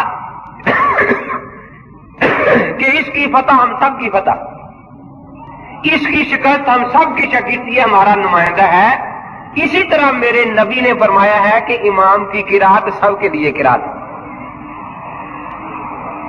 اب وہ سمجھے کہ امام ابو حنیفہ رحمۃ اللہ تعالی علیہ نے کیسے عجیب انداز میں بات سمجھا دی اور کیسے اس حدیث کی تشریح فرمائی کہ اب عقل میں بھی بات آ گئی کہ واقعتاً بات یہی ہے۔ تو اب اندازہ لگائیں امام صاحب کے سمجھانے کا طریق ہی ایسا عجیب ہوتا تھا، اس انداز سے سمجھاتے تھے۔ تو بہرحال پہلی صفت یہ ہے یتلو علیہم آیات ہی، اللہ کے نبی پاک نے تلاوت کا حکم دیا، وَيُزَكِّيهِمْ وَيُعَلِّمُهُمُ الْكِتَابَ وَالْحِكْمَةَ۔ دوسرا تھا دلوں کو صاف اور پاک کرنا، جس کو آج کل کی اصطلاح میں تصوف کہتے ہیں۔ آج نماز پڑھنے والے تو 1000 میں 10 نکل آتے ہیں، لیکن تصوف کی اہمیت والے شاید 1,00,000 میں بھی ایک نہیں نکلتا۔ حالانکہ فرائض رسالت میں یہ چیز شامل ہے کہ صرف جسم کی پاکی مقصود نہیں، دل کی پاکی بھی مقصود ہے، اور جب تک دل پاک نہ ہو اس وقت تک انسان کو صحیح پاک کہا جا سکتا نہیں۔ مولانا روم رحمۃ اللہ تعالی علیہ فرماتے ہیں، مثال دے کر سمجھاتے ہیں کہ دل اور باقی جسم کے جو اعضاء ہیں ان کی مثال ایسی ہے جیسے یہ آپ کے نال اور ٹوٹیاں ہیں۔ اگر نال کے اندر پانی پاک ہے تو جب بھی آپ ٹوٹی کھولیں گے پانی پاک نکلے گا، لیکن اگر نال کے اندر پانی گندا ہے تو آپ سارا دن ٹوٹی کو باہر صابن سے صاف کرتے رہیں، جب آپ کھولیں گے پانی گندا ہی نکلے گا، پانی صاف۔ اگر دل صاف ہے تو ہاتھ بھی نیک کام کی طرف اٹھے گا، آنکھ بھی نیکی کی طرف جائے گی، پاؤں بھی نیکی کی طرف چلے گا. اور اگر دل خراب ہے تو پھر اعضاء کی حرکتیں بھی کبھی صاف اور پاک نہیں ہو سکتی. اگر کوئی بظاہر لوگوں کو دکھانے کے لیے کرتا بھی ہے تو اس کی کوئی بنیاد نہیں ہوتی. مولانا روم رحمۃ اللہ علیہ فرماتے ہیں اس کی بنیاد بالکل ایسی ہوتی ہے جیسے گندگی کے ڈھیر پر بارش وغیرہ کے موسم میں کوئی سبزہ سا اگاتا ہے گھاس. اب بظاہر دیکھنے میں دور سے بڑا خوشنما معلوم ہوتا ہے، لیکن آپ پاؤں رکھے تو پاؤں سارا نیچے گندگی میں دھستا چلا جائے گا. فرمایا ایسا آدمی جو ظاہری طور پر تو اپنا کچھ خیال رکھتا ہے لیکن اپنے باطن کی صفائی نہیں کرتا، اس کی بالکل یہی مثال ہے جیسے کافر کی قبر کے اوپر کوئی پھولوں کی چادر چڑھا دے. اب بظاہر تو پھولوں کی چادر اوپر نظر آ رہی ہے لیکن اندر خدا کا قہر اور عذاب ہے، اس کے سوا اور کوئی چیز نہیں. اس لیے فرماتے ہیں ازبروں تانا زدی بر با یزید تانا زنی بر با یزید وز درونت ننگ میں دارد یزید، کہ تیرے ظاہر کو دیکھا جائے تو ایسا معلوم ہوتا ہے کہ با یزید سے بھی زیادہ نیک آدمی ہے یہ، لیکن تیرے باطن پر نظر ڈالے تو یزید جو ہے وہ بھی شرم سے غرق ہو جائے گا کہ یہ تو مجھ سے بھی بدتر قسم کا آدمی ہے. مولانا نے مثال دی ہے اس زمانے میں بادشاہ علم دوست ہوا کرتے تھے تو عام رواج یہ تھا، محاورہ آپ نے بھی سنا ہوگا کہ شملہ و مقدار علم حقہ و مقدار چلم. تو بڑی بڑی پگڑی باندھتے تھے جو بڑے بڑے علماء ہوتے تھے. ایک بیچارہ ان پڑھ سا آدمی تھا، اس نے سوچا کہ چلو ہم بھی بیٹھیں گے، اگر کوئی مضمون مقالہ نہ بھی پڑھا گیا تو کھانا تو اچھا مل جائے گا نا، تو ویسے شامل ہونے والوں کو بھی کچھ مل جاتی تھی سوغات. اس نے بھی ایک بڑا سا پگڑ یوں باندھ لیا سر پر اور وہ صبح اٹھا کے جا کے اگلی کرسی پر بیٹھے، بہت لوگ جائیں گے، بادشاہ کی دعوت ہے، منہ دے چل دیا. مولانا روم رحمۃ اللہ علیہ فرماتے ہیں کہ چور بیچارہ ساری رات پھرتا رہا، کہیں اس کا داؤ نہیں چلا. اس نے سوچا کہ یہ جو جا رہے ہیں مولوی صاحب آخر کوئی 20-21 گز کا کپڑا تو ہے، چلو اس کی پگڑی اتار کے بھاگ جائے، آخر یہ رات بالکل ہی خالی رہے. اس نے جناب جو یوں ہاتھ مارا اور وہ اٹھا کے بھاگا. مولوی صاحب نے پیچھے سے آواز دی، او خدا کے بندے اس کو کھول کے دیکھ لے پھر لے جانا کچھ، تجھے حلال ہے یہ، لیکن خام کا تو نے اوپر کا کھول دیکھ لیا ہے، اندر سارے چیتڑے بھرے ہوئے. اب اس نے جو چلتے بھاگتے بھاگتے مولانا روم فرماتے ہیں اس کو کھولنے لگا تو کہتے ہیں آج کا سے بھی چھوٹا ٹکڑا ایک اس کے ہاتھ میں رہ گیا، باقی سب چیتڑے بھرے ہوئے تھے. تو اس نے وہ بھی پھینک دیا. اس نے کہا کہ میں تو چور تھا، تو چوروں کا بھی باپ معلوم ہوتا ہے، مجھ کو بھی دھوکہ دے دیا تو نے. تو مولانا روم رحمۃ اللہ تعالی علیہ فرماتے ہیں کہ بالکل ہماری یہی پوزیشن ہے. باہر کا اوپر کا ایک غلاف جو ہے وہ تو اس پر کوشش کرتے ہیں کہ اسلام کے مطابق کام ہو جائے، لیکن اندر وہی کچھ بھرا ہوا ہے. تو قیامت کے دن فرمایا یہ سب کچھ کھل کے سامنے آ جائے گا. یہ اندر کی صفائی کیسے ہوتی ہے؟ اللہ والوں کے پاس بیٹھنے سے، اس کے بغیر اس کا اور کوئی طریقہ نہیں ہوتا. مولانا یہ ایک اور مثال نقل کرتے ہیں کہ کچھ لوگ تو پہلوان ہوتے ہیں نا، اور ان کی زور آزمائی کا دنیا میں چرچا ہوتا ہے. ایک بیچارے آدمی کو شوق تھا کہ بھئی فلاں پہلوان کا بڑا چرچا ہے، بڑی مشہوری ہے، بڑی شہرت ہے، تو میں بھی کچھ کام کروں. اور تھا بیچارہ بالکل کمزور تھا، تو کئی دن سوچتا رہا کہ میں کس طرح مشہور ہو سکتا ہوں. ایک دن سوچتے سوچتے اس کے ذہن میں یہ بات آئی کہ وہ جو یہ مشین سے نام وغیرہ لکھتے ہیں نا جسم میں، اس کے پاس چلتے ہیں اور شیر کی شکل بنوا لیتے ہیں دونوں بازوؤں پر، تاکہ کشتی کرنی ہی نہ پڑے، وہ شکلیں دیکھ کر ہی دوسرا گر جایا کرے ڈر کے کہ بھئی یہ تو شیر ہے اور میری شہرت بھی ہو جائے. اب وہ گیا، اس نے کہا کہ یہ آسان طریقہ ہے شہرت کا، چلو خود شیر نہیں ہے شیر کی شکل ہی بنوا لیتے ہیں. یہ گیا، اس نے کہا بھی میرے بازو پر یہاں شیر کی شکل بنا دو. اب وہ مسالہ تو اندر جسم کے اندر داخل ہوتا ہے نا سوئی کے ذریعے سے. اس نے جب یہ سوئی لگائی تو یہ شیر صاحب چیخ اٹھے. اس نے کہا کہ میں نے تصویر بنانی ہے, تو مارنے لگا ہے مجھے, کیا بنانے لگا ہے؟ اس نے کہا کہ شیر کی ٹانگ بنانے لگا. اس نے کہا اس نے کون سا دوڑ میں حصہ لینا ہے, ٹانگ رہنے دو, باقی شیر بنا دو. اس نے وہاں سے سوئی نکال لی, دوسری جگہ سوئی لگا دی. نے کہا بھی اب مجھے مارنا ہے تو ہم نے کیا بنانے لگا ہے؟ نے کہا کہ شیر کا دم بنانے لگا ہوں. نے کہا کہ اس کو دم کی کیا ضرورت ہے, ذرا شکل بنانی ہے, کیوں مجھے مارنے لگا؟ اس نے وہاں سے سوئی اکھاڑ لی. پھر تیسری جگہ اس نے اب کیا بنانے لگا ہے؟ اس نے کہا شیر کا منہ بنانے لگا ہوں. نہیں, اس نے تو گوشت کھا رہے شیر نے, ایک شکل معمولی سی بنانی ہے, تم خام کا مجھے تنگ کر رہے ہو. اب وہ جہاں بھی سوئی لگائے اور بتائے کہ اب میں شیر کا جسم بنانے لگا ہوں, یہ پیٹ بنانے لگا ہوں, وہ کہتا ہے کہ اس پیٹ میں کوئی چیز پڑنی ہے. آ کر اس نے وہ مشین رکھ دی. اس نے کہا کہ سے بہت بڑی اور پہلے طبقے کی کتابوں میں ہے, اس میں باقاعدہ سند ہے کہ ولایت کی سند کا سلسلہ ہمارا سیدنا امام اعظم ابو حنیفہ رحمۃ اللہ تعالی علیہ تک پہنچتا ہے. اب ویسے رسالہ کشاریہ چھپ تو چکا ہے, اگرچہ عام طور پر بازار میں نہیں مل رہا, لیکن اگر کسی کو رسالہ کشاریہ نہ ملے تو در مختار تو ہر دارالفتہ میں رکھی ہے, وہاں انہوں نے یہ سند نقل کی ہے در مختار میں امام صاحب رحمۃ اللہ علیہ کے حالات میں. تو تصوف کا سلسلہ جو ہے ہزاروں اولیاء اللہ امام اعظم ابو حنیفہ رحمۃ اللہ تعالی علیہ ان کے مقلدین میں ہیں. آپ کے لاہور شہر میں جتنے بھی بزرگ تشریف لائے جنہوں نے اسلام پھیلایا, حضرت سید علی اجویری المعروف داتا گنج بخش صاحب رحمۃ اللہ تعالی علیہ یہ اپنے قلم سے واقعہ لکھتے ہیں کہ میں یہاں کیوں آیا. فرمایا میں یہاں آیا نہیں, بھیجا گیا. میں دمشق میں حضرت بلال رضی اللہ تعالیٰ کے مزار پر تھا, وہاں قرآن پاک کی تلاوت اور اللہ کا ذکر کر رہا تھا. نیند آ گئی تو خواب میں نے لیٹا ہوا ہوں وہاں حرم پاک میں. اتنے میں دیکھا کہ باب بنی شہبہ کی طرف سے حضرت محمد الرسول اللہ صلی اللہ علیہ وسلم تشریف لا رہے ہیں اور ایک بوڑھا آدمی کو گود میں اٹھا کر اس کو چلنا سکھا رہے ہیں, چلاتے لا رہے ہیں. فرماتے میں اٹھا اور حضرت سے مصافحہ کیا. مصافحہ کرنے کے بعد میں نے حضرت سے پوچھا کہ حضرت یہ بوڑھے کون ہیں؟ تو حضور پاک نے فرمایا ہوا اماموں کا و امام اہل دیارے کا ابو حنیفہ, وہ تیرا بھی امام ہے اور سارے علاقے کا امام ہے جہاں جا کر تو نے اسلام پھیلانا ہے. یہ امام ابو حنیفہ رحمۃ اللہ تعالی علیہ.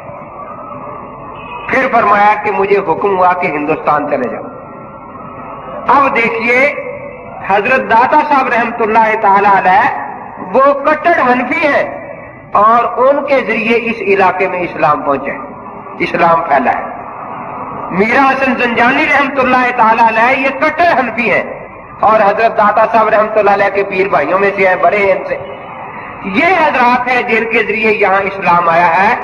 تو یہاں تو اسلام آیا ہی اللہ والوں کے ذریعے سے. وہ صوفیہ بھی تھے اور حنفی بھی تھے. اور آگے فرمایا وَيُعَلِّمُهُمُ الْكِتَابَ وَالْحِكْمَةَ کہ اللہ کے نبی کی کتاب, نبی پاک قرآن کی تعلیم بھی دیتے ہیں. اسی تعلیمات جو آپ نے سمجھایا ہے قرآن کو, اس کو سنت کہتے ہیں. امام ابو حنیفہ رحمۃ اللہ علیہ وہ پہلے شخص ہے جنہوں نے اللہ کے نبی کی حدیث کو جمع فرمایا ہے. ان کی کتاب مسند امام اعظم بروایت امام محمد رحمۃ اللہ تعالی علیہ اب بھی چھپی ہوئی دنیا میں موجود ہے.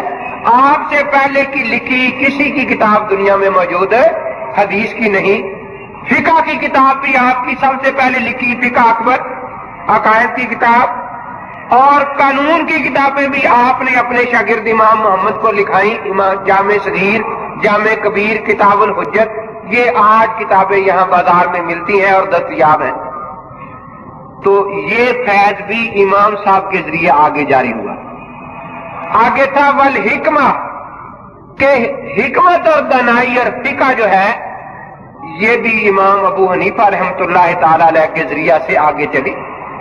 اللہ تعالیٰ نے امام ابو حنیفہ رحمۃ اللہ تعالی علیہ کو عجیب ذہن عطا فرمایا تھا. میں عرض کر رہا تھا کہ امام اعمش رحمۃ اللہ تعالی علیہ جو استاد تھے ان سے جا کر کسی نے عرض کیا کہ ابو حنیفہ عقل سے بہت باتیں بتاتے ہیں اور کچھ ہیلے بھی کرتے ہیں.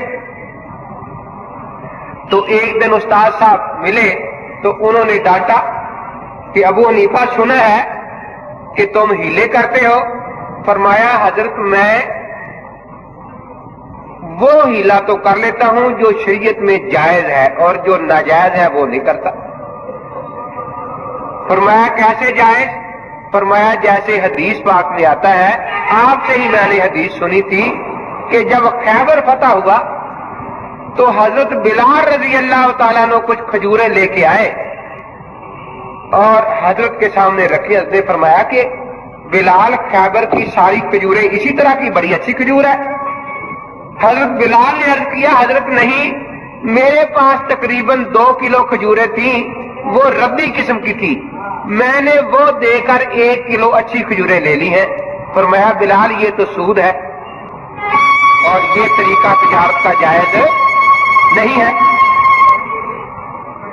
تو حضرت بلال نے عرض کیا کہ حضرت پھر اگر ان کھجوروں کو کس طرح اپنے پاس سے نکالے اچھی رہے کیا کرے؟ فرمایا اس طرح نہ کہو کہ 2 سیر کے بدلے 1 سیر دے دو، بلکہ اس 2 سیر کو پہلے بیچ دو جتنے پیسوں میں بک جائے، پھر جو پیسے ملے ان سے اچھی کھجوریں لے لو جتنی مل جائے.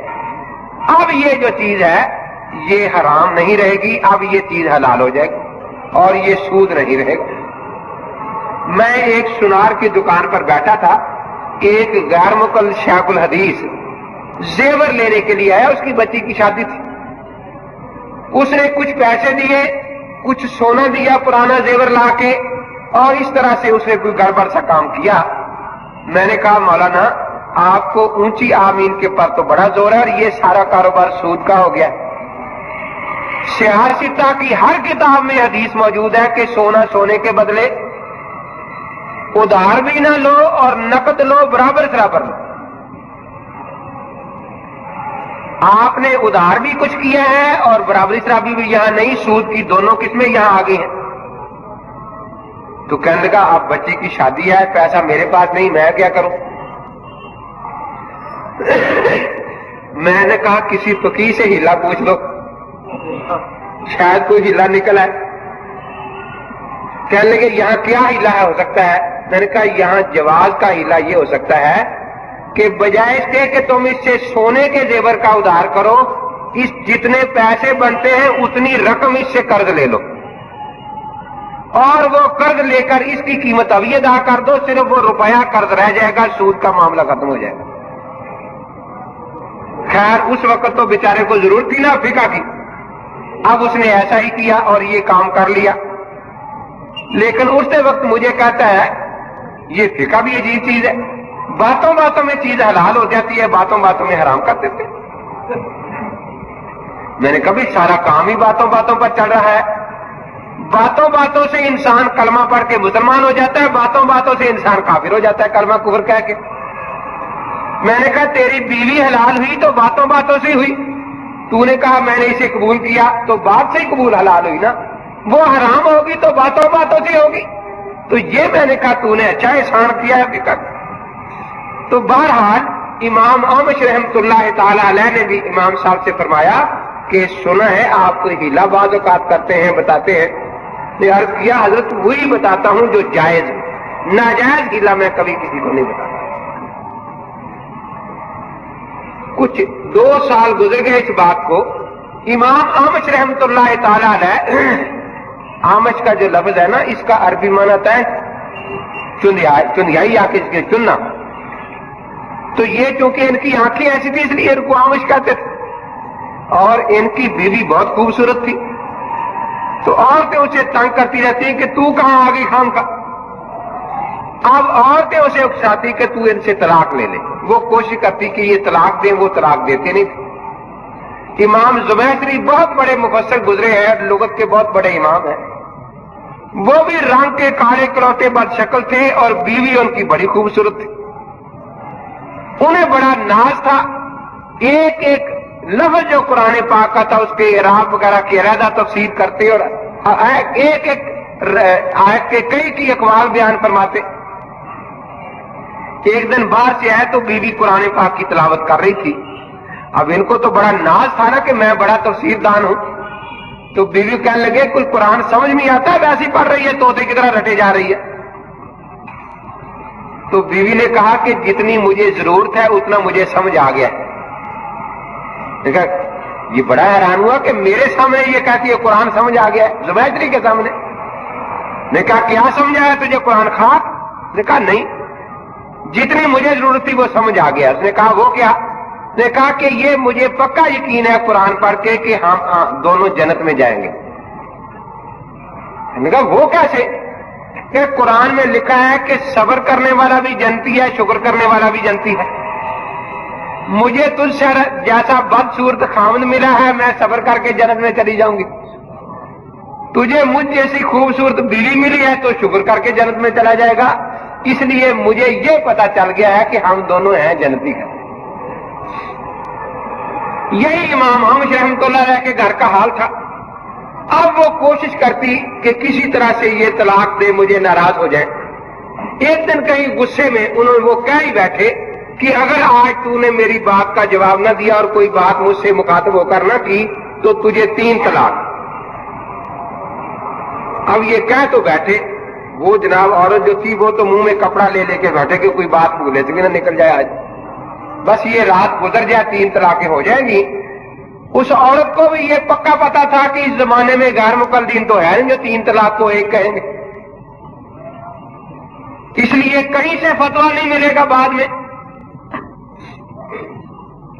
اب آدھی رات ہو گئی، امام احمد رحمۃ اللہ نے بڑی کوشش کی۔ وہ ایک کتاب میں لطیفہ پڑھا تھا کہ ایک کوئی آدمی تھا، اس کی بیوی ناراض ہوگی، بات نہیں کرتی تھی، بولتی نہیں تھی، پریشان ہو کے باہر نکل گیا، سوچتا رہا کہ کیا کروں۔ دوپہر کا سورج ہے سر پر اور آیا، جلدی سے آ کر لالٹین جلائی اور 4 پائی کے نیچے یوں کچھ دیکھنے لگا۔ تو بیوی نے دیکھا یہ کیا حرکت کر رہا ہے، تو آ کر وہ نہ رہ سکی، کہنے لگی کیا تلاش کر رہا ہے؟ کہنے بس یہی چیز تلاش کر رہا تھا جو مل گئی ہے، کہ تو کس طرح بات کرے گی اور بولے گی۔ اب امام احمد رحمۃ اللہ تعالی کوشش کر رہے ہیں، کوئی بات نہیں کرتی۔ اب اٹھے کہ بھئی چلے امام ابو حنیفہ کے پاس، شاگرد کے پاس، شاید کوئی ہیلا مل جائے۔ امام صاحب کا دروازہ آدھی رات آگے کھڑکھڑایا، امام صاحب باہر نکلے، عرض کیا حضرت استاد صاحب مجھے بلا لیتے، کیا بات ہے؟ فرمایا ابو حنیفہ مصیبت میں پھنس گیا ہوں، بیوی جا رہی ہے، کوئی ہیلا ہو کہ وہ بچ سکے، طلاق نہ واقع ہو۔ تو امام صاحب رحمۃ اللہ علیہ نے فرمایا مسکرا کے کہ حضرت ہو سکتا ہے ہیلا، اگر آپ اجازت دیں تو طلاق نہیں واقع ہوگی۔ فرمایا پھر کب کرو گے؟ وہ تو یہ رات گزر گئی، فجر طلوع ہو گئی تو طلاق واقع ہو جائے گی اور کوئی صورت باقی نہیں ہے۔ عرض کیا کہ حضرت آپ تشریف لے چلے، میں کچھ سوچتا ہوں انشاءاللہ۔ کہ بھئی جلدی کرنا، انہوں نے کہا حضرت بالکل آپ یقین رکھیں انشاءاللہ طلاق واقع نہیں ہوگی۔ امام احمد رحمۃ اللہ علیہ چلے گئے، بیٹھے ہیں۔ امام ابو حنیفہ رحمۃ اللہ علیہ تھوڑی دیر کے بعد کوئی 2 گھنٹے گزرے، اٹھے، اس محلے میں تشریف لے گئے، مؤذن کو جگایا جا کے بھئی جلدی سے اذان کہہ دو۔ دیکھا جی وقت ہی نہیں ہوا، اس نے کہا میں جو کہہ رہا ہوں کہ اذان کہہ دو۔ اب وہ جناب اس نے کھڑے ہو کے اذان کہنی شروع کر دی۔ جب اذان ختم ہو گئی تو بیوی نے کہا کہ اب تو تجھ سے جان چھوٹی نا، روز شور مچاتا تھا۔ امام ابو حنیفہ رحمۃ اللہ علیہ فوراً امام احمد کے دروازے پر پہنچے، دروازہ کھٹکھٹایا۔ وہ اتنے صدمے میں تھے انہیں یہ بھی ہوش نہیں تھا کہ دیکھے وہ پھٹ چکی ہے یا نہیں۔ باہر جب تشریف لائے پوچھا کہ سناؤ کوئی بات، اس نے کوئی جواب کسی بات کا دیا ہے یا نہیں؟ کہ خاک کہتے جواب دینا تھا، اذان کے بعد جواب دیا کہ وہ تو نہیں پھٹی، بات تو ہو گئی، طلاق تو واقعہ نہیں ہوئی۔ امام صاحب رحمۃ اللہ جلدی سے گیا اور مؤذن کو کہا بھی اٹھ کے 3 مرتبہ اعلان کر دو کہ غلطی سے اذان پہلے دی گئی ہے، ابھی کو پھٹنے میں 2 گھنٹے باقی ہیں۔ جب مؤذن نے یہ بات کہی، اعلان کیا، تو امام احمد رحمۃ اللہ علیہ کی بیوی کہنے لگی کہ اوہو یہ تو ابو حنیفہ کا ہیلا معلوم ہوتا ہے۔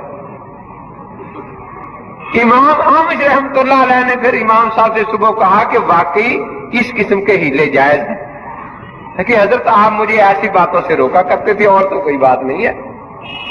تو امام اعمش رحمۃ اللہ تعالی علیہ استاد ہیں، اسی طرح امام حماد رحمۃ اللہ علیہ استاد ہیں امام ابو حنیفہ رحمۃ اللہ تعالی علیہ کے. اب انہیں پتا ہے نا کہ امام صاحب کا حافظہ قوی ہے یا نہیں. امام حماد رحمۃ اللہ علیہ کا طریقہ کار یہ تھا کہ جو بچہ زیادہ سبق یاد کرتا اس کو پہلی صف میں اپنے سامنے بٹھاتے تھے.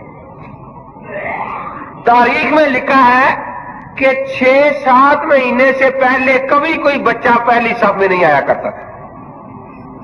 امام ابو حنیفہ رحمۃ اللہ تعالی علیہ یہ فرماتے ہیں کہ میں تو کاروبار کرتا تھا تجارت کا. ایک عورت آئی، اس نے آ کر مسئلہ پوچھا کہ طلاق دینے کا صحیح طریقہ کیا ہے، سنت طریقہ. امام صاحب فرماتے ہیں اس وقت مجھے یہ طریقہ یاد نہیں تھا. میں بڑا شرمسار ہوا کہ اس عورت نے مسئلہ پوچھا اور میں نے دین کے علم کی طرف اتنی توجہ نہیں کی کہ مجھے مسئلہ آتا.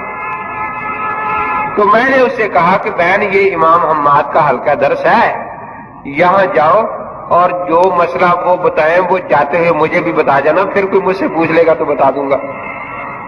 کہ وہ عورت چلی گئی مسئلہ پوچھنے، اور میں بڑا شرمسار تھا کہ دیکھو نکاح طلاق کے مسئلے جو ہر گھر میں ضروری ہوتے ہیں مجھے وہ بھی نہیں آتے.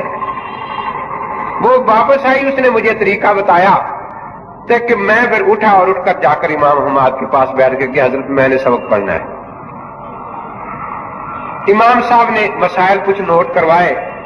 اگلے دن سبق سنا تو مجھے سارے یاد تھے. دوسرے دن ہی سامنے بٹھا لیا پہلی صاحب.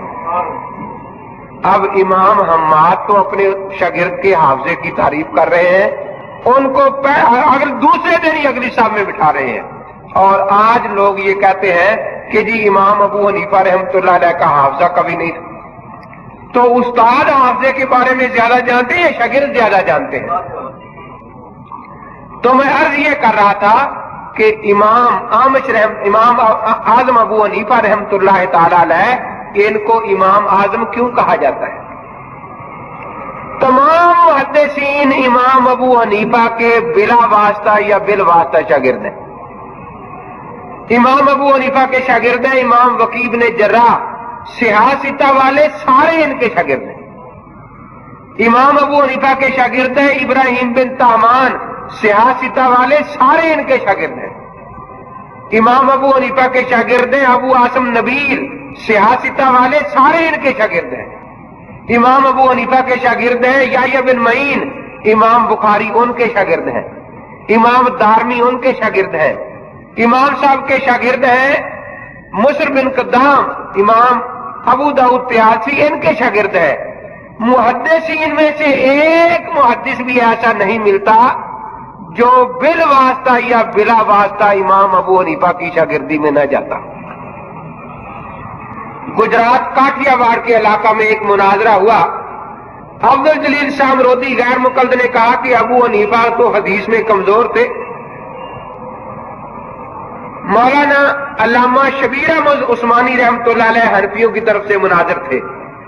انہوں نے اعلان کیا کہ دنیا میں صرف ایک محدث کا نام نکال دو، صرف ایک محدث جو بالواسطہ یا بلا واسطہ امام کے شاگردوں میں نہ آتا ہو. اس کی سند حدیث میں دکھاؤں گا کہ آ کر امام تک پہنچ رہی ہے. صرف ایک محدث. 3 دن کی مہلت رہی. 3 دن علامہ عثمانی وہاں بیٹھے رہے کہ سارے شیخ الحدیث اپنے اکٹھے کر لو اور ایک محدث صرف ایسا نکال دو جو بالواسطہ یا بلا واسطہ ابو حنیفہ کی شاگردی میں نہ آتا ہو. مجدد الثانی رحمۃ نے ویسے نہیں فرمایا، وہ فرماتے ہیں ہما شیران جہاں بستا سلسلان. دنیا کے بڑے بڑے شیر جو ہیں وہ سب اسی ابو حنیفہ کی تقلید کی زنجیر میں بندھے ہوئے ہیں. روبا کے چشانت کے بکثرت یہ سلسلہ رہا، لومڑی 100 دور لگائے لیکن اس زنجیر کو توڑ سکتی نہیں. اب یہ ان کے بس کی بات نہیں ہے فرمایا. محدثین کا یہ حال ہے. اولیاء اللہ کی آپ شجرے دیکھیں، وہ آ کر معروف کرفی رحمۃ اللہ علیہ، داؤد طائی رحمۃ اللہ علیہ، باعث بستامی رحمۃ اللہ تعالی علیہ، یہاں تک پہنچ رہے ہیں، اور یہ سارے امام صاحب رحمۃ اللہ علیہ کے فیض یافتگان میں سے ہیں۔ تمام اولیاء اللہ بھی آپ کے وہاں سلسلہ میں بنے ہوئے ہیں۔ اور فقہا کو دیکھیں، جتنے قانون دان ہیں ایک قانون دان کا نام نہیں۔ امام احمد بن حنبل رحمۃ اللہ علیہ مسائل پڑھا رہے ہیں، قانونی مسائل، تو کسی نے پوچھ لیا کہ حضرت آپ بڑے باریک مسائل آج بیان فرما رہے ہیں، کہاں سے لیے ہیں؟ فرمایا قاضی ابو یوسف کی کتاب سے پڑھے ہیں، اور قاضی ابو یوسف شاگرد ہیں امام محمد رحمۃ اللہ علیہ۔ امام شافعی رحمۃ اللہ علیہ مسائل بیان فرما رہے ہیں، اور کسی نے پوچھا کہ حضرت کہاں سے لیے ہیں؟ فرمایا امام محمد رحمۃ اللہ علیہ کی کتابوں سے، امام ابو حنیفہ کی کتابوں سے۔ امام مالک رحمۃ اللہ علیہ فتوے دے رہے ہیں، اور مصر کے سب سے بڑے شیخ الحدیث امام لیث بن بعد ساتھ بیٹھے مسئلے سن رہے ہیں۔ مجلس برخاست ہو گئی تو لیث بن سعد نے لفظ کیا کہے؟ کہا امام مالک آپ مدینہ میں بیٹھے کوفہ کی فقہ کے مسئلے سنا رہے تھے، ابو حنیفہ کی فقہ کے۔ تو امام مالک نے فرمایا لیث مجھے 60,000 مسئلہ ابو حنیفہ کا ملا ہے، کاج سارے مل جائیں۔ علم اسی کے پاس ہے، اور خدا نے اس پر علم کے دروازے کھول دیے۔ تو مدینے میں بیٹھے امام اس کے فقہ پر فتوے دے رہے ہیں۔ یہ ایک دو سوال بھی ہے۔ حدیث پاک میں ہے کہ نبی صلی اللہ علیہ وسلم نے یہودیوں کو رجم کیا، جبکہ امام فرماتے ہیں کہ یہودی مرد عورت کو رجم نہ کیا جائے، یہ حدیث کی مخالفت نہیں ہے۔ ایک مسلم یہ لکھا ہے اس نے، ان میں ایک فرقہ جماعت المسلمین بھی ہے نا۔ بات یہی ہے کہ کوئی بڑی سے بڑی اچھی بات بھی اس کو جب آدھا بیان کیا جائے گا تو لوگ دھوکے میں مبتلا ہو جائیں گے۔ صحیح حدیث پاک میں آتا ہے کہ رجم کرنے کے لیے محسن ہونا شرط ہے، محسنین، قرآن میں محسنین غیر مسافحین۔ حدیث پاک میں لفظ محسن کی تشریح یہ آئی ہے کہ مسلمان بھی ہو، اس لیے کافر پر زنا کی حد جاری نہیں ہوتی۔ امام ابو حنیفہ یہی قرآن کی آیت اور حدیث پیش کر رہے ہیں۔ راہ یہ کہ جس حدیث میں یہ آیا ہے کہ حضرت نے یہودی مرد عورت پر حد جاری کی، وہ کیوں پر کی؟ اللہ کے نبی کو بھی قرآن آتا تھا یا نہیں آتا تھا؟ تو وہ واقعہ پورا بیان نہیں کرتے۔ انہوں نے آ کر یہ کہا تھا کہ تورات کی حد ہم پر جاری کرو، جو تورات میں ہمارے بارے میں سزا ہے۔ ہم کسی اپنے افسر کے پاس نہیں جا رہے، آپ کے پاس آئے ہیں۔ انہیں یہ خطرہ تھا کہ تورات میں رجم کی حد ہے، جب ہم اپنے کسی مولوی عالم کے پاس جائیں گے جو تورات جانتا ہے تو وہ ہمیں رجم کرے گا۔ یہ نبی امی ہے، تورات پڑھے ہوئے نہیں، ان کے سامنے ہم جھوٹ بول دیں گے کہ ہماری تورات میں رجم کی حد نہیں، اس لیے جو ہماری ہے وہ یہی ہے، 4 جوتے لگا دیے اور وہاں سے ہم یہ جان چھڑا کے آ جائیں گے۔ جبریل امین تشریف لائے، انہوں نے فرمایا کہ تورات میں رجم کی حد ہے۔ انہوں نے انکار کیا، تورات منگوائی گئی تو ان کے مولوی نے وہاں ہاتھ رکھ لیا جہاں رجم کا ذکر تھا۔ اب انہیں پتا تھا کہ حضرت تو امی ہے۔ جبریل امین نے کہا کہ اسے کہو یہ ہاتھ اٹھا کے نیچے سے پڑھے کیا لکھا ہے۔ وہاں رجم کی حد تھی، تو اب یہ ان کا یہ اپنا مطالبہ تھا کہ ہم پر تورات کی حد جاری کی جائے۔ اس طرح اگر کوئی ابو حنیفہ یا ہمارے پاس بھی آج آ جائے یہودی کہ ہم پر تورات کی جو حد ہے وہ جاری کی جائے، تو بالکل ابو حنیفہ بھی اجازت دیتے ہیں کہ ان پر رجم کرو، لیکن اب وہ تورات کے مطابق رجم ہوگا۔ اسلامی شروط جو حد کی شرائط ہے، احسان وہ چونکہ کافر میں موجود نہیں ہے، اس لیے وہ اسلامی قانون کی حد نہیں ہوگی، ان کے مطالعے کے مطابق حد جاری کی جائے گی۔ اس کو آج بھی حنفی جائز کہتے ہیں۔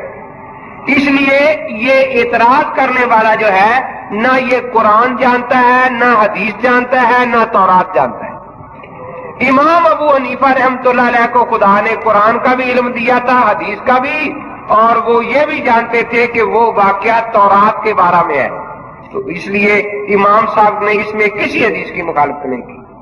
آج بھی کوئی یہودی آ جائے ہماری عدالت میں اور وہ یہ کہہ دے کہ تورات کی حد ہم پر جاری کرو، فقہ حنفی اس پر تورات کی حد جاری کر دے گی، لیکن اگر وہ کہے کہ اسلامی حد ہم پر جاری کرو تو اسلامی حد میں رجم میں احسان شرط ہے، اور احسان کی تفسیر یہ ہے من اشرک باللہ فلیس بمحسن، حدیث میں آئے۔ اس لیے امام ابو حنیفہ رحمۃ اللہ علیہ فرماتے ہیں کہ وہاں اس پر یہ رجم اس اسلام کی حد کی حیثیت سے جاری نہیں ہوگا۔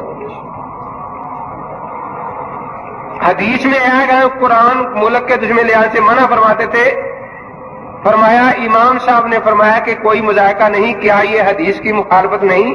عابد حنیف، دیکھو بات یہاں بھی وہی ہے، نہ ابو حنیفہ کا مسئلہ پورا لکھا گیا ہے اور نہ امام صاحب کی بات پوری سمجھائی گئی ہے۔ امام ابو حنیفہ رحمۃ اللہ تعالی علیہ فرماتے ہیں کہ قرآن پاک کا احترام مسلمان پر لازم ہے۔ اگر کوئی چھوٹا سا لشکر کافروں کے علاقہ میں جائے تو قرآن پاک ساتھ لے کر نہ جائے، کیونکہ ظاہر یہ ہے دنیاوی اعتبار سے کہ کافر غالب آ جائیں گے اور قرآن پاک کو سنبھالنے والا کوئی مسلمان زندہ نہ رہے تو وہ قرآن پاک کی بے حرمتی کریں گے، گناہ ہوگا۔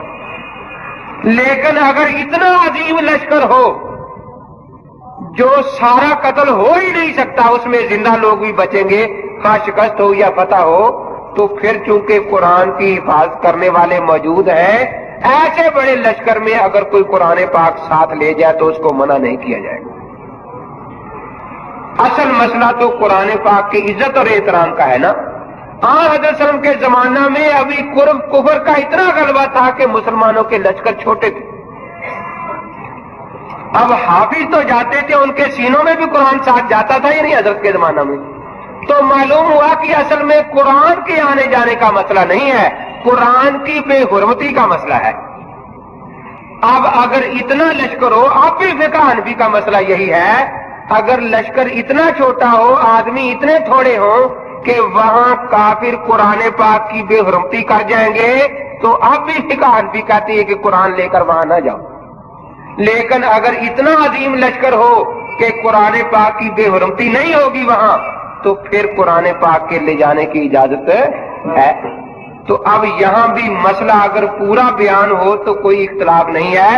ہاں وہ مولانا روم رحمۃ اللہ تعالی علیہ فرماتے ہیں نا کہ ایک استاد تھا، اس کا جو شاگرد تھا وہ بیچارہ بہنگا تھا۔ بہنگا جانتے ہیں جس کو ایک کے دو نظر آتے ہیں۔ تو استاد نے کہا کہ بیٹا وہ بوتل ذرا اٹھا لو دوائی والی۔ وہ گیا تو استاد کو نہیں پتا تھا میرا شاگرد مہنگا ہے، اس نے کہا جی وہاں تو دو بوتلیں رکھی ہیں۔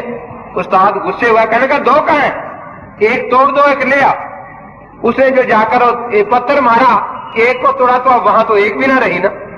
اب وہ روتا ہوا واپس آیا، جی میں نے ایک توڑی تھی، پتہ نہیں دوسری کیسے ٹوٹ گئی ہے۔ استاد کو پتا چلا کہ یہ بہنگا ہے، اسی طرح یہ بیچارے غیر مقلد بہنگے ہیں۔ ہم بھی یہی کہتے ہیں کہ خدا ان کی نظر ٹھیک کر دے تو ان کو قرآن اور حدیث دو چیزیں نظر نہیں آئیں گی، ایک ہی نظر آئے گی۔ جیسی شاہ ولی اللہ رحمۃ اللہ علیہ کو ایک نظر آتی تھی، علامہ عینی کو ایک نظر آتی تھی، تو یہ اعتراضات بہنگے پن کی وجہ سے، اگر یہ بہنگا پن ختم ہو جائے تو یہ اعتراضات بھی ختم ہو جائیں گے۔ غیر مقلدین دعا با صلات کو ناجائز کہتے ہیں اور بدعت کہتے ہیں، اس پر روشنی ڈالیں۔ کینچی امر صد لاہور کے غیر مقلدین اتحاد المسلمین والے دعا کو بدعت کہتے ہیں۔ تو خود یہ جو اعتراض کرنے والے ہیں نا کہ ان کو اپنی کتابوں کا بھی مطالعہ نہیں، دوسری کتابوں کا کیا ہوتا۔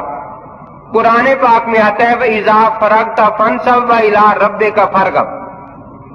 حضرت عبداللہ بن عباس رضی اللہ تعالی عنہما اس آیت کی تفسیر بیان فرماتے ہیں، هو الدعاء بعد صلاۃ المکتوبہ، کہ فرض نماز پڑھنے کے بعد دعا کرنے کا اللہ تعالیٰ نے حکم دیا ہے کہ جب فرض نماز سے فارغ ہو جاؤ تو خدا کی طرف رغبت سے دعا کرو۔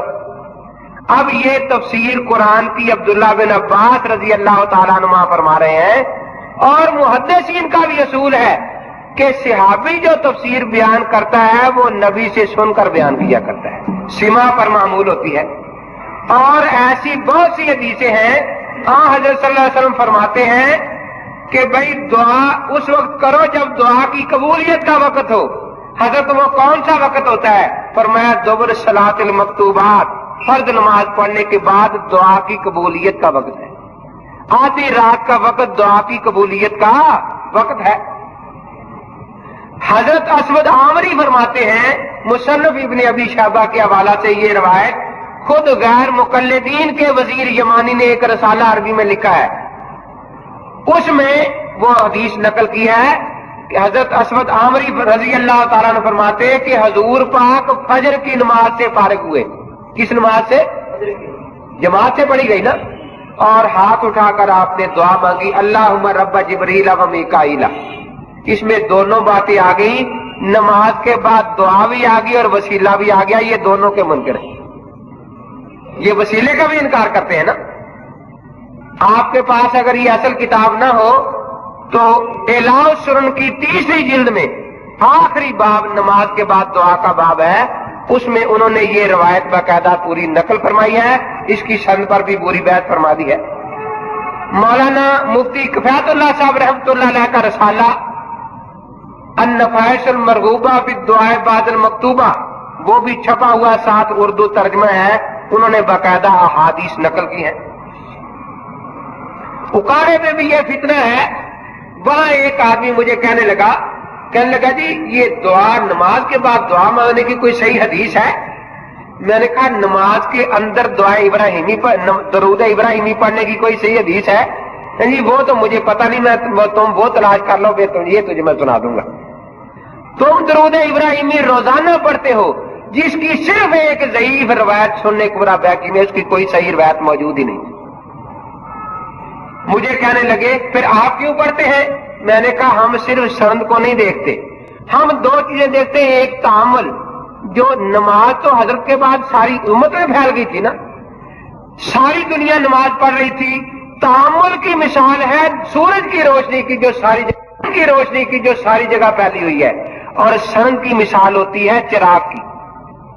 فقہاء نے مدار مسائل کا تعامل پر رکھا ہے, صرف چراغ پر نہیں رکھا.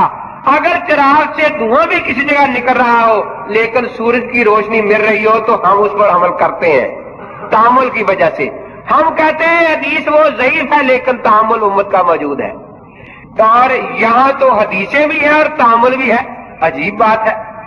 کہنے لگا جی جو حدیث قرآن کے خلاف ہو. میں نے کہا یہ کس آیت کے خلاف ہے بھائی دعا کرنا؟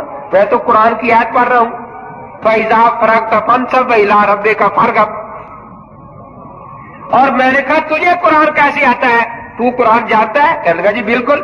میں نے کہا پھر تو ہی مجھے سمجھا دے. قرآن میں آتا ہے یا ایھا الذین آمنوا صلوا علیہ وسلموا تسلیما. اب صلو درود پڑھنے کا حکم پہلے ہے اور سلام کا بعد میں ہے نا. کہنے لگا میں بھی ایسے پڑھتا ہوں. میں نے کہا سناؤ ذرا. اللہم صلی علی سیدنا مولانا محمد وعلی آلہ سیدنا مولانا محمد وبارک وسلم. میں نے کہا ٹھیک ہے. میں نے کہا نماز میں کیوں اس کے الٹ کرتا ہے؟ سلام پہلے ہے درود بعد میں ہے. وہاں نماز میں السلام علیکم ایھا النبی پہلے آ رہا ہے تحیات میں اور درود بعد میں ہے. تو نماز میں کیوں قرآن کی مخالفت کرتا ہے؟ اب بڑا پریشان ہوگا. میں نے کہا تجھے خاک قرآن آتا ہے؟ تجھے تو کوئی اتنا ہی پوچھ لے تو شاید تحیات بعد میں کر دے گا جا کے آج کے بعد. تجھے تو کر دینا چاہیے نا. ساری امت کا عمل تبدیل کر دے گا تو مطلب یہ ہے کہ نماز کے بعد دعا مانگنا ان کا فتاوی ثنائیہ غیر مقلدین کا مولوی ثناء الحق, ان کا فتاوی نظیریہ. انہوں نے باقاعدہ 2 حدیثیں لکھی ہیں اسود عامری والی بھی اور ایک اور روایت کہ ان دونوں حدیثوں سے نماز کے بعد دعا کرنا ثابت ہے. اس لیے جو لوگ نماز کے بعد دعا کا انکار کرتے ہیں اور اپنے آپ کو اہل حدیث کہتے ہیں ان کا علم حدیث کمزور ہے کہ انہیں یہ حدیثیں نہیں ملی. تو ان کے علماء کی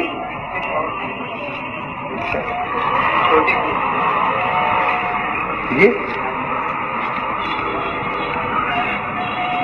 غیر مومن کو علماء حدیثیں پر وہ ثابت کرتے ہیں کہ تراویح 8 ہی رکعت ہے اور تہجد کی اذان حدیث سے یہ ثابت کرے. بھئی دیکھیے سرے سے تراویح کا لفظ ہی کسی حدیث میں موجود نہیں ہے. سرے سے تراویح کا لفظ ہی موجود نہیں ہے. وہ جو حدیثیں پڑھتے ہیں وہ تہجد کی ہیں, ان میں رمضان غیر رمضان کا لفظ ہے. اور سارا سال جو نماز پڑھی جاتی ہے وہ تہجد کی ہوتی ہے۔ وہ کہتے ہیں تہجد رمضان میں نہیں ہوتی، ان کی یہ بات قرآن کے حدیث کے خلاف ہے۔ قرآن میں حکم ہے یا ایھا المزمل قم اللیل الا قلیلا نصفہ، یہ تہجد پڑھنے کا حکم ہے نا۔ اب کوئی غیر مقلد قرآن سے آیت نکال دے کہ رمضان میں منع کر دیا تعالیٰ نے کہ اب رمضان میں تہجد نہ پڑھنا، فتہجد بہ نافلۃ لک، یہ قرآن کی آیت ہے۔ اللہ کے نبی پر تہجد کو لازم قرار دیا جا رہا ہے، تہجد کو کسی آیت میں